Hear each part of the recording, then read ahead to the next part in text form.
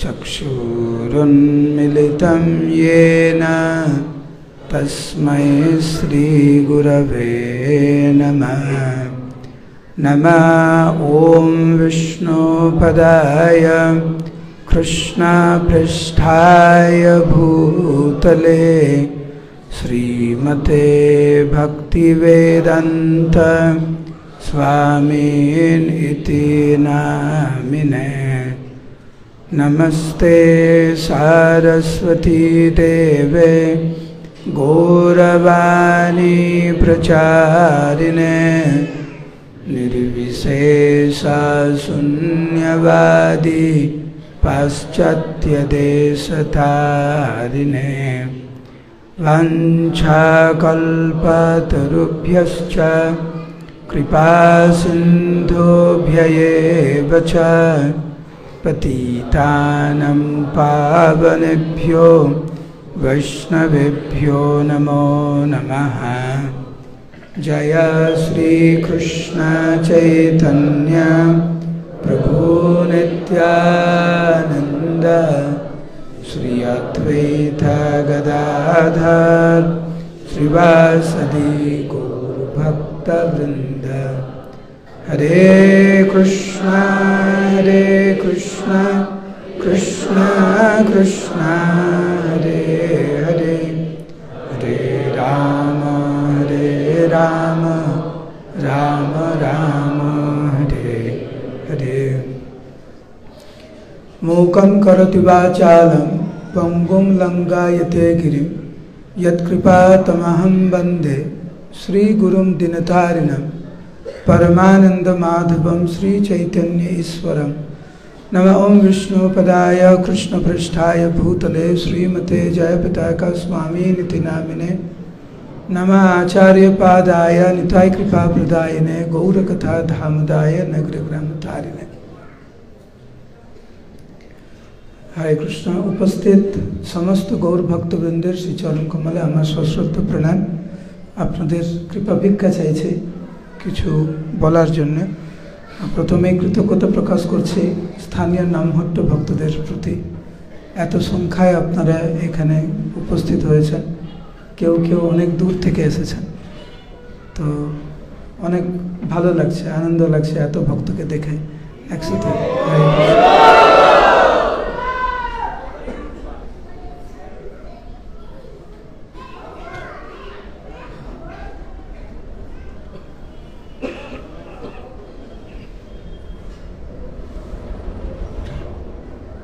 মানব জীবনের একটি উদ্দেশ্য রয়েছে যা পশুর থেকে অনেক ভিন্ন। পশুরাও আহার নিদ্রা ভয় মৈথুন করে, তাহলে পশু এবং মানুষের মধ্যে পার্থক্য কি?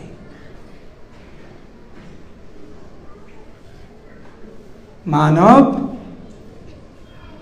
অখিল বিশ্ব ব্রহ্মাণ্ডের মালিক পরম পুরুষোত্তম ভগবানের সাথে হারানো সম্পর্ককে পুনঃস্থাপন করতে পারে, অথাত ব্রহ্ম জিজ্ঞাসা।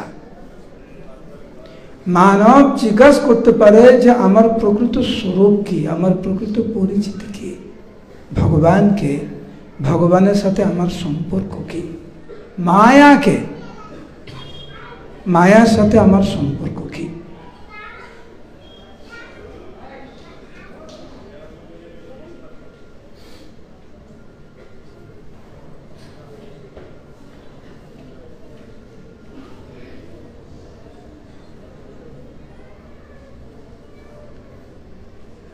মানব এই প্রশ্ন করতে পারে, পশু পাখিরা করতে পারে না। লব্ধ্বা সুদুর্লভম ইদম বহু সম্ভবান্তে। অনেক সৌভাগ্যের ফলে একজন মানব দেহ পায়, কিন্তু মানব দেহ পেয়ে যদি ভগবানের চরণ কমলে আত্মসমর্পণ না করে, এই সুযোগ আবার আসবে কিনা সন্দেহ আছে। নিজ কর্ম গুণদোষে যে যে জন্ম পায়, নিজের কর্ম এবং গুণ অনুসারে একজন এক নির্দিষ্ট পরিবারে নির্দিষ্ট যোনিতে জন্মগ্রহণ করে। মানব দেহ পেয়ে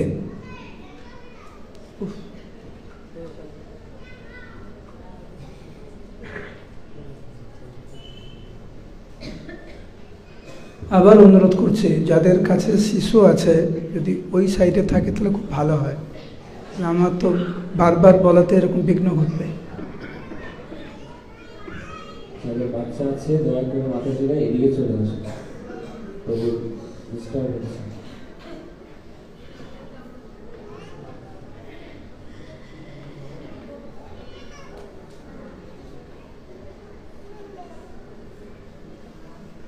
থ্যাংক ইউ।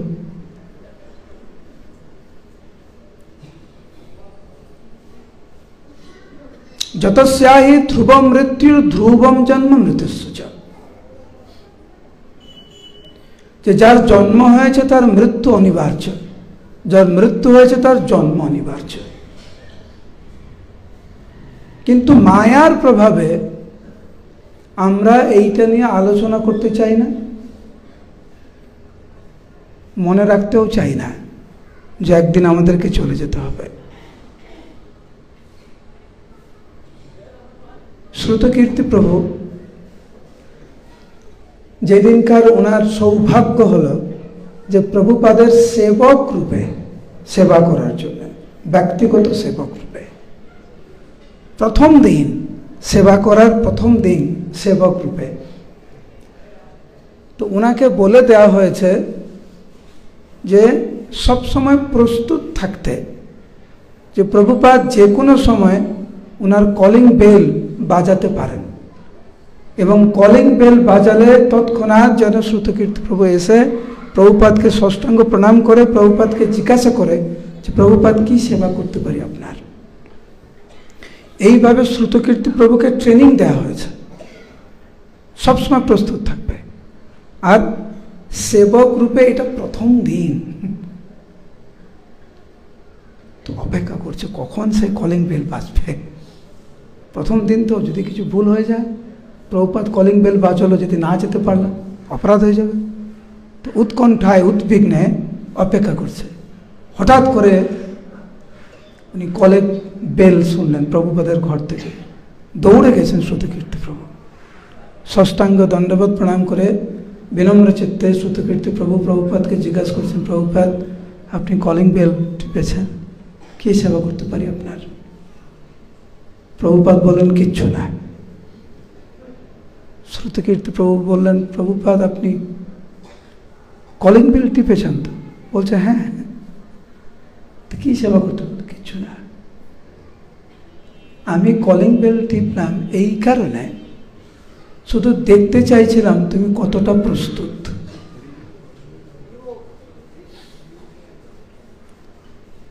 এই যে মৃত্যু কখন যে আমাদেরকে ডাক দেবে আমরা কিন্তু কেউ জানি না।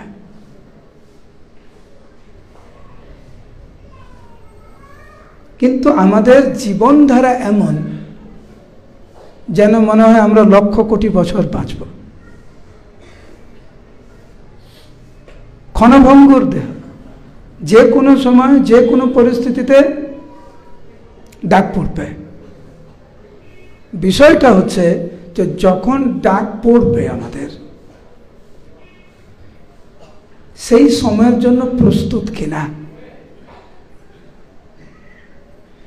ওই রকম চিন্তা ভাবনা করে আমাদের জীবনযাপন করা উচিত। দেখবেন জীবন অনেক সরল।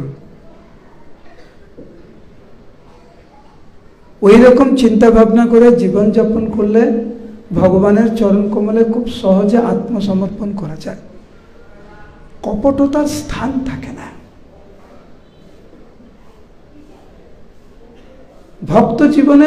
ভক্তি জীবনে কপটতার কোনো স্থান নেই।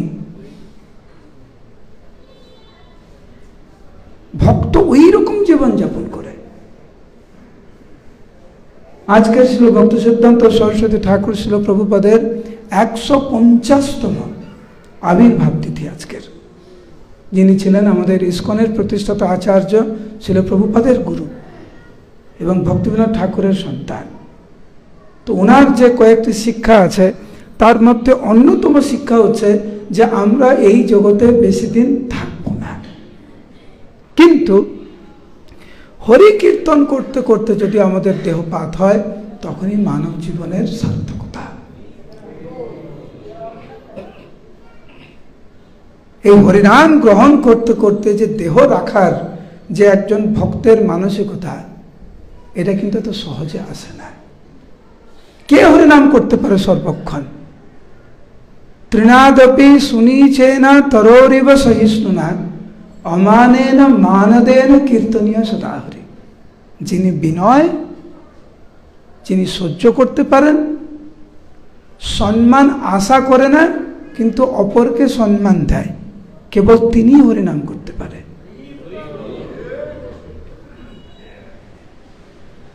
এবং একজন ভক্ত সর্বক্ষণ সর্ব অবস্থায় এই বিনম্র ভাব সহ্য করার যে বিষয়টা, অপরকে সম্মান দেওয়া, নিজের সম্মানের আশা না করা, সবসময় হরিনাম করে ভগবান যখন ডাকবে, মৃত্যু তো আমাদের নিয়ন্ত্রণে নাই। আমাদেরকে ওইভাবে নিজেদেরকে প্রস্তুত করতে হবে। ওইভাবে যদি আমরা নিজেদেরকে প্রস্তুত করি তাহলে দেখবেন জীবনে এত জটিলতা আসে না। আমি সবসময় ক্লাসে বলি, আমি যদি জানতাম, একটু চিন্তা করুন, আমি যদি জানতাম যে কালকে সকাল 10টায় আমার মৃত্যু হবে, আমি আপনার সাথে কেমন ব্যবহার করতাম, কেমনভাবে আমি হরিনাম করতাম, কেমনভাবে ভগবানের চরণ কমলে আত্মসমর্পণ করতাম, কেমনভাবে গোবিন্দকে ডাকতাম আমি। কেউ যদি আমার নিন্দা করতো, আমার কেমন প্রতিক্রিয়া কেমন হতো। এখন প্রতিক্রিয়া অন্যরকম হয়। কেন?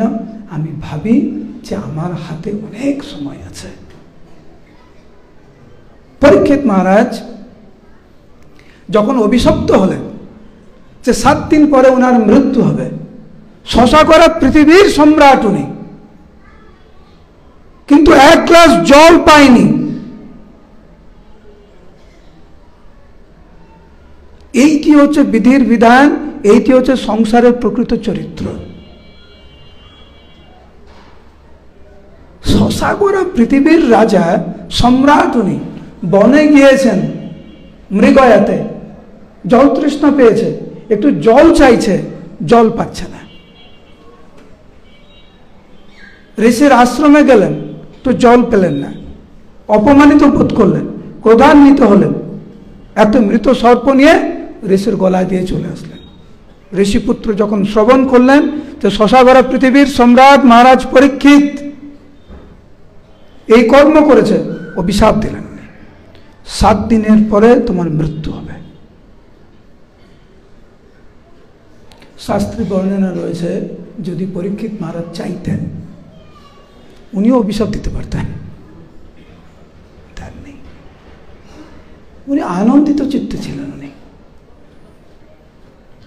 আমি আপনি যদি এরকম খবর পাই 1 সপ্তাহ পরে মৃত্যু হবে, আমাদের আনন্দ হবে? হ্যাঁ কি না? আনন্দ হবে? আমরা কল্পনা করতে পারি না। আপনারা হ্যাঁ না কিছু বলছেন, আপনারা জেগে আছেন? জেগে আছেন? হরি বল বলুন। আমার প্রশ্ন আপনারা উত্তর দেবেন। যদি আপনি খবর পান 1 সপ্তাহ পরে আমাদের মৃত্যু হবে, আপনি খুশি হবেন? হ্যাঁ কি না? কেউ হ্যাঁ বলছে হ্যাঁ, যখন আসবে তখন দেখব।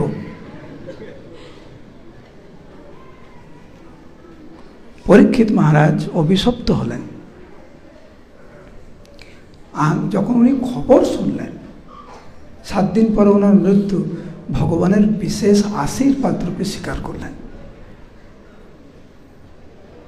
তৎক্ষণাৎ ক্ষণিকের মধ্যে শশাগড়া পৃথিবীর সম্রাট উনি, সমস্ত ঐশ্বর্য, তথাকথিত লাভ, পূজা, প্রতিষ্ঠা সব কিছু মুহূর্তের মধ্যে ত্যাগ করতে বিন্দু মাত্র দ্বিধাগ্রস্ত হলেন না। বিন্দু মাত্র না। তো আত্মীয় স্বজন জিজ্ঞাসা করছে যে কোনো বিকার নেই, যে তোমার এক সপ্তাহ পরে মৃত্যু, কোনো বিকার নেই। পরীক্ষিত মহারাজ বললেন, আমার মতো সৌভাগ্যবান কয়জন আছে? এটা ছিল পরীক্ষিত মহারাজের উত্তর। আমার মতো সৌভাগ্যবান কয়েকজন আছে? কমপক্ষে আমি জানি আমার 7 দিন আছে। তোমরা তো জানোই না, তোমাদের 7 সেকেন্ড বা 7 মিনিট না 7 বছর না কি, তোমরা তো জানোই না। কমপক্ষে আমি জানি, সেই জন্য ভগবান আমাকে বিশেষ কৃপা করেছেন যাতে আমি প্রস্তুত নিতে পারি।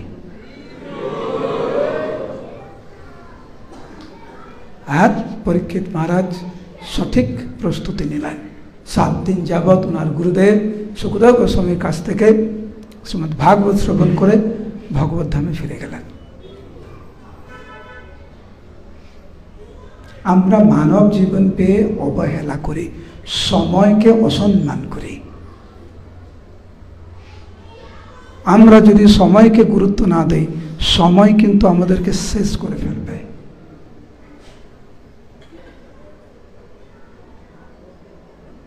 আমরা যদি নিজে থেকে পরিবর্তন না হই, পরিস্থিতির কারণে যদি আমাদের পরিবর্তন হতে হয়, কপালে অনেক দুঃখ আছে আমাদের। সেই জন্য সময় থাকতে থাকতে, যতটুকু সময় আছে আমাদের, জানি না কতটুকু সময় আছে আমাদের, যতটুকু সময় আছে ধর্মপথে থাকি করো জীবনযাপন ভাই। যে কোনো ব্যবসা ধরি, জীবন নির্বাহ করি, মুখে বলো হরি হরি, ভগবানের নাম করুন, শান্ত থাকুন।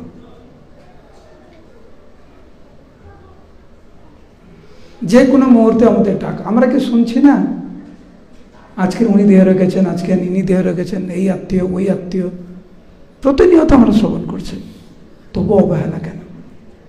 সেই জন্য প্রভুপাদ শ্রুতকীর্তি প্রভুকে বললেন, আমি দেখছিলাম তুমি কতটা প্রস্তুত, আমরা কতটা প্রস্তুত।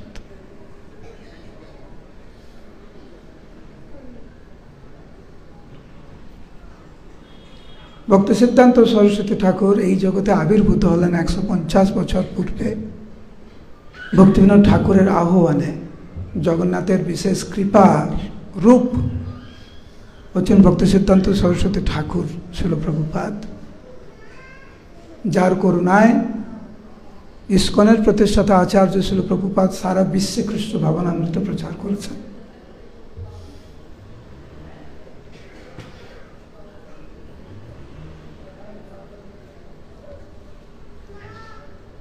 শ্রীমন মহাপ্রভু এবং উনার পার্শ্বদবৃন্দ এই জগতে আবির্ভূত হলেন আমাদেরকে শিক্ষা দেওয়ার জন্য, যে কিভাবে ভগবানকে ভালোবাসতে হয়, কিভাবে ভগবানকে আপন করে নিতে হয়, কিভাবে শুদ্ধভাবে হরিনাম করতে হয়, ভক্ত জীবন কাকে বলে, এটাকে শিক্ষা দেওয়ার জন্য। ভক্তের হৃদয়টা কেমন, যারা আমরা ভক্ত হতে চাইছি কেমন ভক্ত হওয়া দরকার। তো একদিন মহাপ্রভু বাসুদেব দত্তকে বলছে, তখন সবাই জানেন বাসুদেব দত্ত, মুকুন্দ দত্ত চট্টগ্রামে জন্ম, এই বাংলাদেশে। বাসুদেব দত্ত বড়, মুকুন্দ দত্ত ছোট ভাই। মহাপ্রভুর সাথে মুকুন্দ দত্তের আগে পরিচয় হয়েছে, বাসুদেব দত্তের সাথে পরে পরিচয় হয়েছে। আর মহাপ্রভু এবং মুকুন্দ দত্ত অনেক ঘনিষ্ঠ ছিলেন। মুকুন্দ দত্তের কীর্তন শ্রবণ করে মহাপ্রভু এবং নিত্যানন্দ প্রভু কৃষ্ণপ্রেমী পাগল হয়ে নৃত্য করতেন। তো বাসুদেব দত্তকে একদিন মহাপ্রভু বলছেন যে, বাসুদেব, তোমার সাথে আমার পরিচয় কিছুদিন হলো, কিন্তু তোমার ভাইয়ের সাথে আমার পরিচয় অনেক দিনের। কিন্তু যখন আমি তোমাকে দেখি আমার মনটা আনন্দে মেতে ওঠে। কিন্তু আমার ছোট ভাইয়ের সাথে তো আমরা অনেক আগের পরিচয়। বাসুদেব দত্ত বলেন, প্রভু কে বললো আপনাকে মুকুন্দ আমার ছোট ভাই? একটু আগে আমি কি বললাম, কে ছোট কে বড়? বাসুদেব দত্ত বড় না মুকুন্দ দত্ত বড়? আপনারা শুনছেন না কি শুনছেন না? শুধু আমাদেরকে তাকিয়ে আছেন, খুব ভালো তাকিয়ে আছেন, কিন্তু আমি এখন কোনো প্রশ্ন উত্তর দেন তাহলে আমি বুঝতে পারবো আপনারা ঠিকমতো শুনছেন কিনা। আবার বলছি, দুই ভাই, বাসুদেব দত্ত বড়, মুকুন্দ দত্ত ছোট ভাই, বাসুদেব দত্ত বড় ভাই। ওর প্রশ্ন করছি, ছোট ভাইয়ের নাম কি? হ্যাঁ, বড় ভাইয়ের নাম কি? জন্ম কোথায়? বাহ, খুব সুন্দর।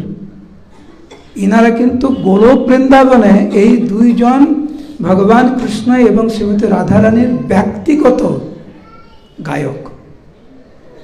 গোলক বৃন্দাবনে এই দুইজন কৃষ্ণের ব্যক্তিগত গায়ক। তারা মুকুন্দ দত্ত এবং বাসুদেব দত্ত রূপে অবতীর্ণ হলেন চট্টগ্রামে। আপনাদের যে কত সৌভাগ্য হয়তো আপনারা জানেন না,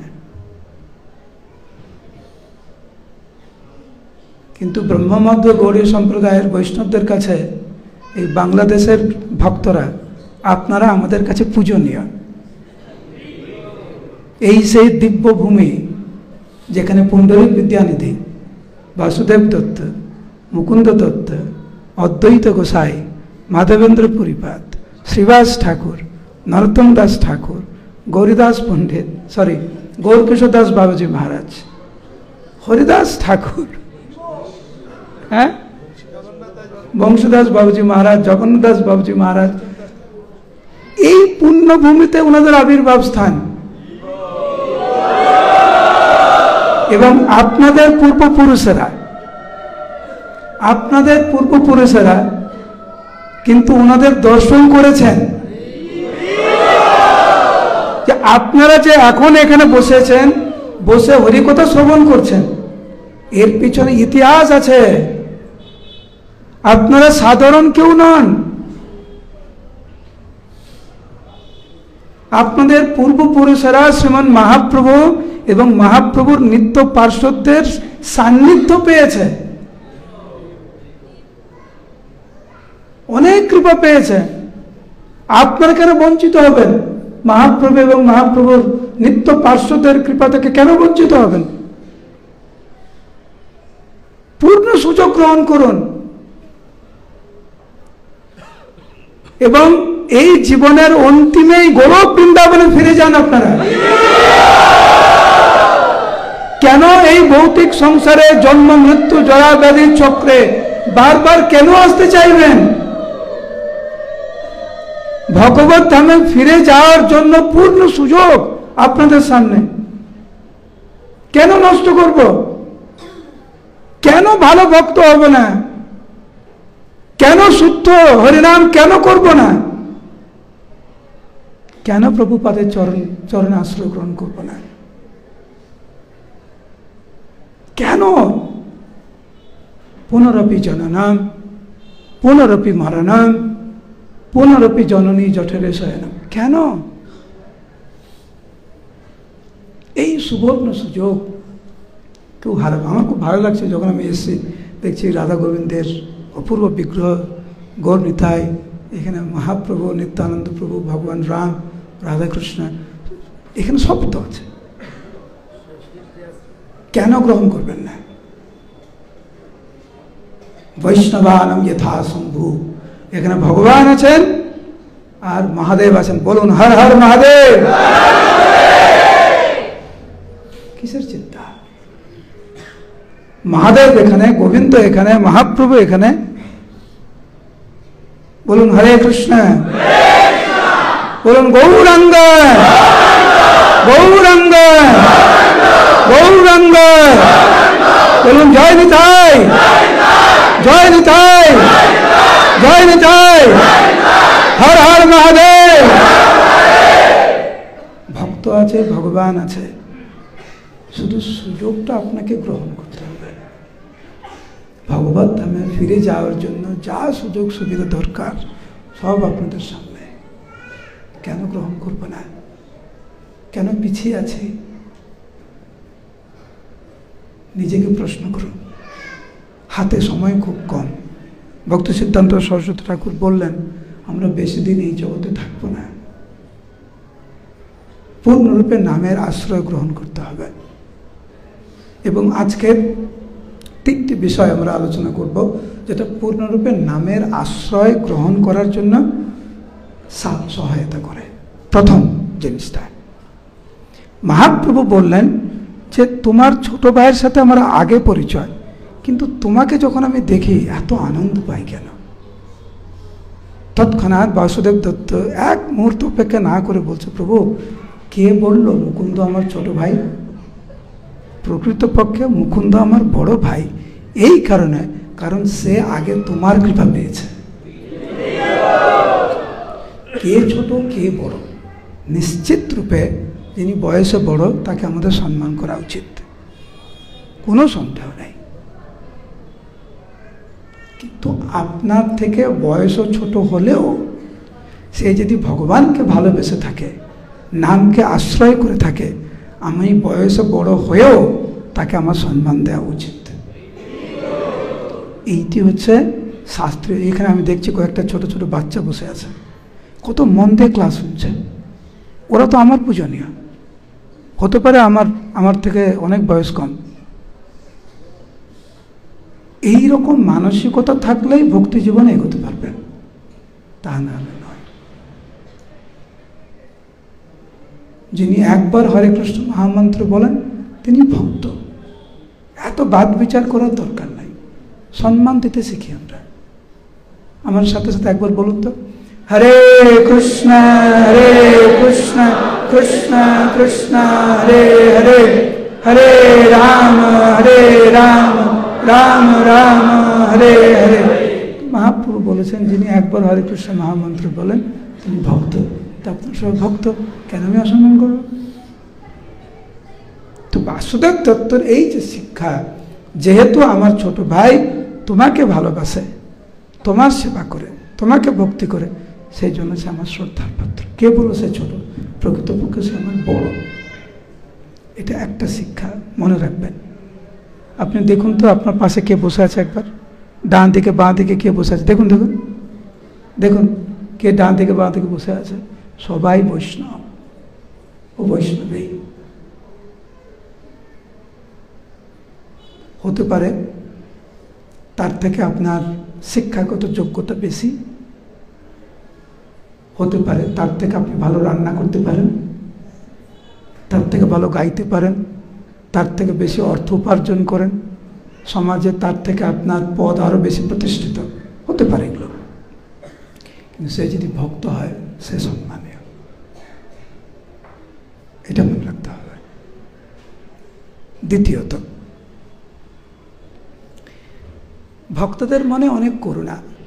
আপনারা কারে কারে এসে ভগবানকে প্রণাম করেছেন? হরিবল বলুন। প্রণাম করেছেন?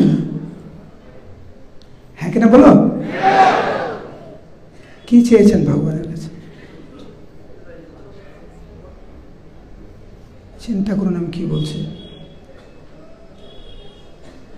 যখন আমরা আসি ভগবানের সামনে কি বলি? কেউ বলছে কিছু বলি না। যদি আপনার সাথে আমার দেখা হয় কোনোদিন, আপনি আমাকে কিছু বলবেন না, চুপ থাকবেন, কমপক্ষে বলবেন হরে কৃষ্ণ প্রভু, বলবো কি না? আমি আপনাকে জিজ্ঞাসা করছি, আপনি যখন আসলেন শ্রী বিগ্রহের সামনে কি বলেছেন? কিছু তো বলেছেন। কেউ কেউ কিন্তু কিছু বলেনি, এবং এটা বাস্তব সত্য, কারণ আমাদের ওরকম ভগবানের সাথে সম্পর্ক নাই। আমাদের অভ্যাস করতে হবে বলতে। কিছু বলুন, ভগবানের মহিমা প্রকাশ করুন, মনের কথা খুলে বলুন, এবং দেখবেন বেশিরভাগ সময় আমরা কিন্তু নিজের কথা বলি, হ্যাঁ কিনা? বা যাকে আমার খুব আপন মনে হয়, স্বামী, স্ত্রী, পুত্র, কন্যা, কাকা, কাকি, জ্যাঠা, জেঠি, ধরুন কার আপনার সন্তানের শরীর খারাপ, চল চল মন্দিরে একটু পূজা দিয়ে আসি। কেন এসেছেন? সন্তানের জন্য প্রার্থনা করতে এসেছেন ভগবানের কাছে। এটা স্বাভাবিক। নিজের জন্য প্রার্থনা করছেন, এটা স্বাভাবিক, এটা অস্বাভাবিক কিছু না, এটা মহিমান্বিতও কিছু না।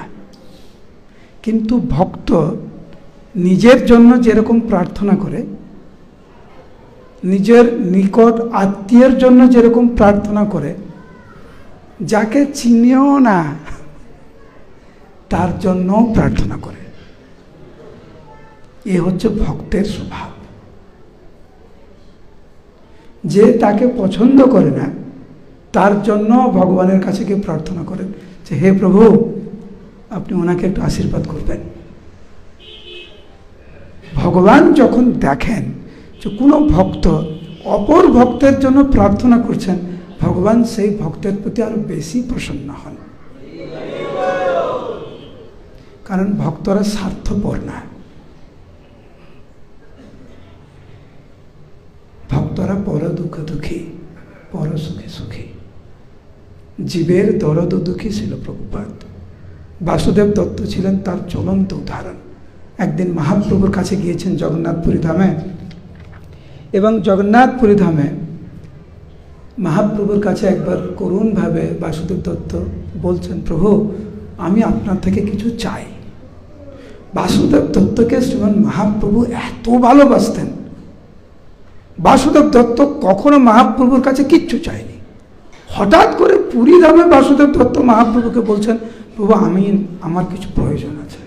মহাপ্রভু এত খুশি হয়েছেন, তৎক্ষণাৎ বলছেন, মহাপ্রভু তুমি বলো তুমি কি চাও, আমার কাছে এমন কিচ্ছু নাই যে আমি তোমাকে দেব না, শুধু একবার মুখ ফুটে বলো তুমি কি চাও। বাসুদেব দত্ত তখন বললেন, বাসুদেব বলে প্রভু এই দেহবর সর্বজীব চলে যাওক বৈকুণ্ঠ নগর। প্রভু আমি চাই সমস্ত জীব তারা ভগবত ধামে ফিরে যাক। সাক্ষাৎ ভগবান ওনাকে বলছেন যে তুমি বলো তুমি কি চাও, আমি তোমাকে দেব। বাসুদেব দত্ত নিজের কথা না বলে উনি বলছেন, প্রভু সবাই ভগবত ধামে ফিরে যাক। একটু আগে আমি বললাম, নিজ কর্ম গুণদোষে যে যে জন্ম পায়। সাধন করতে হবে, আমাদের অনেক পাপের ফল আমাদেরকে ভোগ করতে হবে, পবিত্র হতে হবে, ইত্যাদি ইত্যাদি।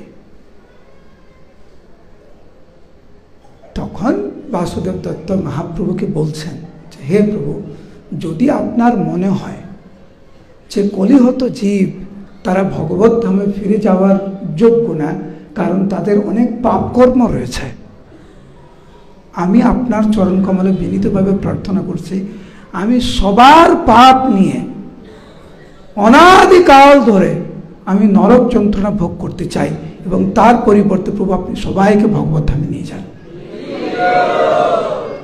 মহাপ্রভু ক্রন্দন করেছিলেন বাসুদেব দত্তের এই মনোভাব শ্রবণ করে। এ কেমন ভক্ত, এ কেমন মনোভাব যে সর্বজীবের সর্ব পাপ গ্রহণ করে নিত্যকাল ধরে নরক যন্ত্রণা ভোগ করতে রাজি আছে। ভক্তরা এই জন্য ভগবানের এত প্রিয়, কারণ তারা স্বার্থপর নয়। এটি হচ্ছে দ্বিতীয় গুণ যা ভগবানকে আকর্ষিত করে। প্রথম গুণ যেটা ভগবানকে আকর্ষিত করে তা হচ্ছে ভক্তের মনোভাব, সবাইকে সম্মান করার মনোভাব। দ্বিতীয় মনোভাব যেটা ভগবানকে আকর্ষিত করে তা হচ্ছে জীবে দয়া। তৃতীয় আকর্ষণ, আজকে যেটা আমরা আলোচনা করছি, অনেক গুণ আকর্ষিত করে ভগবানকে, সেটা হচ্ছে এই যে মনোভাব। প্রসাদ আগে কে পাবে? আমি। লাইনে আগে কে দাঁড়াবে? আমি। এই যে সবার আগে আমি, এই যে মনোভাবটা, এটাকে ত্যাগ করা। আমার হাতের দিকে তাকান, তাহলে বুঝতে পারবেন। মহাপ্রভু এসেছেন নীলাচল থেকে, গৌড়ে এসেছেন, আর কুমারহট্টে, আমাদের পশ্চিমবাংলায় কুমারহট্টে মহাপ্রভু এসেছেন এই জায়গায়। এরপরে রাস্তা এইদিকে এরকম হয়ে গেছে, একদিকে রাস্তা এদিকে গেছে, একটা রাস্তা এদিকে গেছে, রাস্তা এখানে থেমে গেছে, বুঝতে পারছেন? তো একদিকে সেন শিবানন্দের বাড়ি, একদিকে বাসুদেব দত্তের বাড়ি। মহাপ্রভু এসে গেছে মাঝখানে। আজ শিবানন্দ সেন এবং বাসুদেব দত্ত দুজনেই মহাপ্রভুর সাথে আছে। মাঝখানে এসে মহাপ্রভু জিজ্ঞাসা করছে, আচ্ছা বলো আমি আগে কার বাড়িতে যাব? শিবানন্দ সেন আছে ওখানে, বাসুদেব দত্ত আছে। আমরা যদি হতাম আমরা কি বলতাম? আগে আমার বাড়ি। তো মহাপ্রভু এসে দুজনকে জিজ্ঞাসা করছে, তোমরা বলো আমি আগে কার বাড়ি যাব? বিন্দু মাত্র অপেক্ষা না করে বাসুদেব দত্ত বিনম্র চিত্তে বলছে, প্রভু আপনি শিবানন্দ সেনের বাড়ি আগে যান, পরে প্রভু যদি আপনার সময় হয় কৃপা করে প্রভু আমার বাড়িতে আসবেন আপনি। কিন্তু যে মনোভাব নিয়ে বাসুদেব দত্ত মহাপ্রভুর চরণ কমলে এটি মিনতি করলেন, মহাপ্রভু খুব খুশি হয়েছেন। ওই সময় কিছু বলেনি, উনি কিন্তু চলে গেলেন শিবানন্দ সেনের বাড়ি। শিবানন্দ সেনের বাড়ি থেকে মহাপ্রভু আসলেন বাসুদেব দত্তের বাড়ি। এরপরে বাসুদেব দত্তের সেবা গ্রহণ করে মহাপ্রভুর মনোভাব দেখুন মহাপ্রভু কি বলছে। মহাপ্রভু বললেন, দত্ত আমায় যথা বেচে তথায় বিকয়, সত্য সত্য ইহাতে অন্যতা কিছু নাই। আমি সত্য সত্য করে বলছি যে এই দেহ, আমার এই দেহ বাসুদেব দত্তের। সে যেখানে আমাকে বিক্রি করবে আমি সেখানে বিক্রি হয়ে যাব। ভগবান ভক্তের কাছে বিক্রি হয়ে যাবেন। এবং সত্য আমি কহি শুনো বৈষ্ণব মণ্ডল, এ দেহ আমার বাসুদেবের কেবল। আমি সত্য সত্য করে বলছি, হে বৈষ্ণব সমাজ তোমরা শ্রবণ করো, আমার এই দেহ বাসুদেব দত্তের। ও এত শুদ্ধ ভক্ত যে বাসুদেব দত্তের বাতাস যার গায়ে লাগিয়াতে তারে কৃষ্ণ রক্ষিবে সদায়। বাসুদেব দত্তের বাতাস মানে যে বাতাস বাসুদেবের অঙ্গ স্পর্শ করেছে, সেই বাতাস যদি কারোর অঙ্গে স্পর্শ করে ভগবান কৃষ্ণ স্বয়ং তাকে রক্ষা করবে। এই হচ্ছে বৈষ্ণব সঙ্গের প্রভাব। বৈষ্ণব কাকে বলে? আজকের আমরা 3টি গুণ আমরা শ্রবণ করলাম এবং ভক্ত হিসাবে আমরা চেষ্টা করব যাতে এই সমস্ত গুণ আমরা একটু স্মরণ করি ভগবানের সন্তুষ্ট বিধানের জন্য, যাতে একজন ভক্ত এই গুণে গুণান্বিত হয় তার চেষ্টা করবেন। কারণ এই সমস্ত গুণ ভগবানকে আকর্ষিত করে। ভক্ত জীবন খুব সরল জীবন, জটিল জীবন না। এবং এই জগতে যেহেতু অনিত্য সময়ের জন্য আমরা এসেছি, এই দেহে একজন ভক্ত সে বুদ্ধিমান, সময় নষ্ট না করে কৃষ্ণ ভক্তি খুব গুরুত্বের সাথে সে গ্রহণ করে। হরে কৃষ্ণ কৃষ্ণ কৃষ্ণ হরে হরে, হরে রাম